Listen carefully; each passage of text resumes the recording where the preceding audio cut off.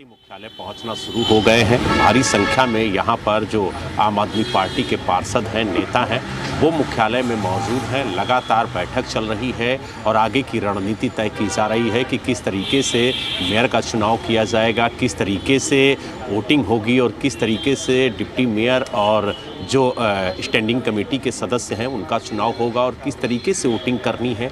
इन सभी बातों को लेकर के जो पार्टी के राष्ट्रीय संगठन महामंत्री हैं संदीप पाठक, वो पार्षदों के साथ, नेताओं के साथ बैठक कर रहे हैं।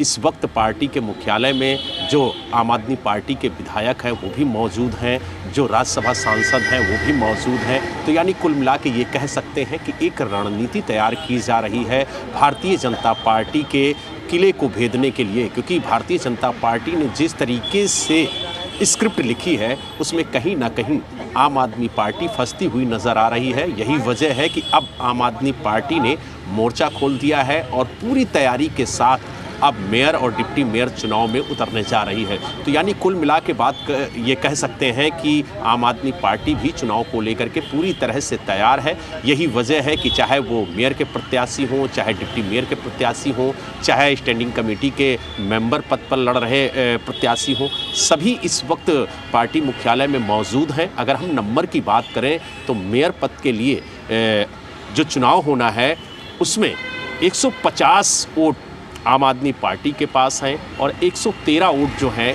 वो भारतीय जनता पार्टी के पास है। तो यानी अगर नंबर की बात की जाए तो आम आदमी पार्टी बहुत ज़्यादा नंबर से आगे है, लेकिन जो जोड़ तोड़ की राजनीति है जिसको लेकर के भारतीय जनता पार्टी लगातार सुर्खियों में रहती है, उसको लेकर के कहीं ना कहीं संशय बना हुआ है आम आदमी पार्टी के अंदर। और यही वजह है कि वो अपने पार्षदों से बात कर रही है, अपने विधायकों से बात कर रही है, जो उसके राज्यसभा सांसद हैं उनसे बात कर रही है, ताकि ये सुनिश्चित हो सके कि जो क्रॉस वोटिंग है वो ना हो और जो पार्षद हैं, जो सांसद हैं, जो विधायक हैं, वो अपने मताधिकार का प्रयोग करें ताकि आम आदमी पार्टी का मेयर बने, डिप्टी मेयर बने और जो 4 सदस्य स्टैंडिंग कमेटी में खड़े किए गए हैं वो भी जीत के आए। अगर स्टैंडिंग कमेटी की बात की जाए तो 4 सदस्यों को आम आदमी पार्टी ने चुनाव मैदान में उतारा है और जो स्टैंडिंग कमेटी के सदस्यों का चुनाव होगा उसमें जो मनोनीत सदस्य हैं वो वोट नहीं करेंगे। यानी जो सांसद हैं, जो विधायक हैं,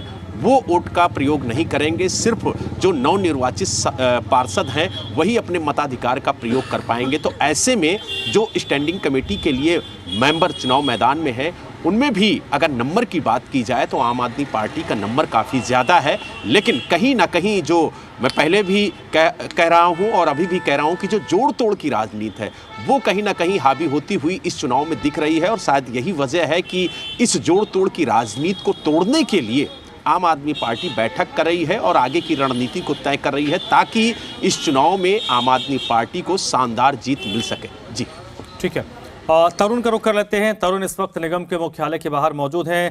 तरुण, आपके पास क्या अपडेट है, कैसी तैयारियां चल रही हैं वोटिंग को लेकर, क्योंकि अब तकरीबन 2 घंटे से भी कम का वक्त बाकी रह गया है? देखिए, सबसे पहले तो मैं आपको मुख्यालय की तस्वीरें दिखानी शुरू कर देता हूं। अपने नए मेयर का स्वागत करने की तैयारी यहां पर एमसीडी मुख्यालय पर शुरू हो चुकी है। जो बाहर बोर्ड लगा हुआ है वहां पर फूल मालाएं चढ़ाई जा रही हैं और सभी कुछ चकाचक लगे, साफ सुथरा लगे, किसी भी तरीके से कमी पेशी ना हो। जो नए सदस्य आज पार्षद पद की शपथ लेने वाले हैं और साथ ही साथ मेयर और डिप्टी मेयर का इलेक्शन होने वाला है, लिहाजा कोई कोर कसर यहाँ पर तैयारियों के स्तर पर नहीं छोड़ी जा रही है। ब्रीफ में बहुत सारी संक्षिप्त जानकारी तो मेरे सहयोगी ने दे ही दी है। एक महत्वपूर्ण आंकड़ा मैं आपको ये दे देता हूँ कि जैसे राज्यसभा के चुनाव होते हैं उसके अंदर हर एक एमपी की वोट की वैल्यू नापी जाती है। लिहाजा जिस तरह से मेरे सहयोगी ने जिक्र किया कि 6 मेंबर जो आज एमसीडी के हाउस से स्टैंडिंग कमेटी के लिए चुने जाएंगे, उन 6 के चुनाव के अंदर किसका पलड़ा ज्यादा भारी है। 3 सीटें आम आदमी पार्टी जीतेगी, ये लगभग तय है। 2 सीटें बीजेपी जीतेगी, ये लगभग तय है। जो दिल्ली कांग्रेस ने ये डिसाइड किया है कि वो इस चुनावों के अंदर हिस्सा नहीं लेगी, यानी कि 250 का जो वोटिंग हाउस था वो रिड्यूस होकर 241 पर आ खड़ा हुआ है। और हर एक पार्षद की जो वोटिंग की वैल्यू है वो करीबन 36 के आसपास, अगर लेमैन लैंग्वेज में समझे, वो रिड्यूस होकर 35 पर आ गई है। अब 35 मल्टीप्लाई 35 करेंगे तो 70 बनता है। और ये बीजेपी आसानी से हासिल कर सकती है, क्योंकि बीजेपी के पास संख्या बल 105 का है। 104 वो जीत कर आए हैं और एक निर्दलीय पार्षद हाल ही के अंदर पार्टी को ज्वाइन किया है, गजेंद्र दराल, जो कि स्टैंडिंग कमेटी के मेंबर पद के लिए भी चुनाव आज लड़ रहा है। तो अगर 35 + 35 + 35 करें तो ये आंकड़ा बैठता है 105। 105 सटीक आंकड़ा है जो कि बीजेपी के पास है, उसको कोई जरूरत नहीं है किसी भी जोड़ तोड़ की। अगर यही फॉर्मूला आम आदमी पार्टी के ऊपर ही हम अप्लाई करें तो 35 + 35 + 35 + 35 यानी कि 4 मेंबर जिताने के लिए आम आदमी पार्टी को जिस तरह के वैल्यू की जरूरत है उससे कम पार्षदों की संख्या है आम आदमी पार्टी के पास। इसीलिए तीसरा मेंबर यानी कि 3 मेंबर तो कंफर्म है आम आदमी पार्टी के जीतेंगे, 2 मेंबर कंफर्म है कि वो बीजेपी के जीतेंगे। तीसरा मेंबर कौन जीतेगा, इसके अंदर जो वोटिंग वैल्यू है पार्षदों की उसमें बीजेपी का पलड़ा ज्यादा भारी है।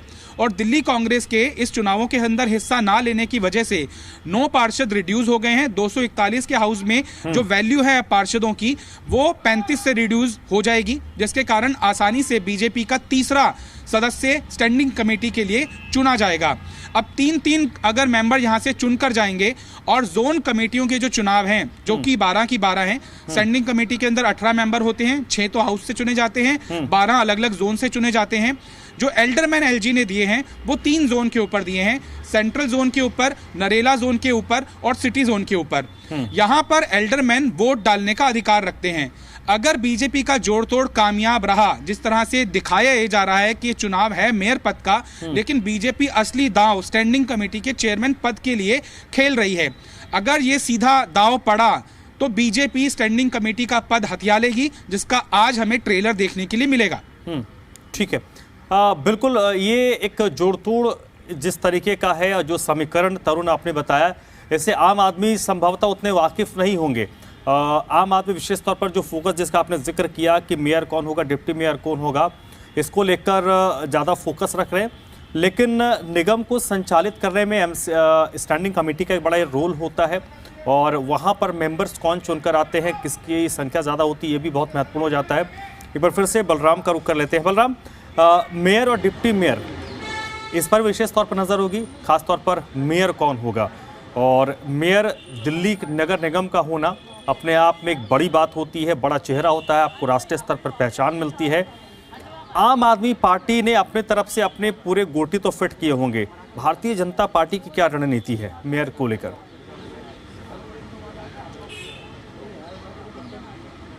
बिल्कुल, देखिए जिस तरीके से हमारे सहयोगी तरुण बता रहे थे कि मेयर और डिप्टी मेयर का जो चुनाव है वो लगभग आम आदमी पार्टी जीतती हुई नजर आ रही है, लेकिन असल जो लड़ाई है वो स्टैंडिंग कमेटी के चेयरमैन को लेकर के है। और शायद यही वजह है कि जो 10 मनोनीत पार्षद एलजी की तरफ से नियुक्त किए गए हैं उसमें भी एक बड़ा खेल हुआ है, क्योंकि इन 10 पार्षदों को सिर्फ 3 जोन में नियुक्त किया गया है और वो 3 जोन वो है जहां पर भारतीय जनता पार्टी कमजोर थी। 4 जोन में भारतीय जनता पार्टी मजबूत नजर आ रही थी।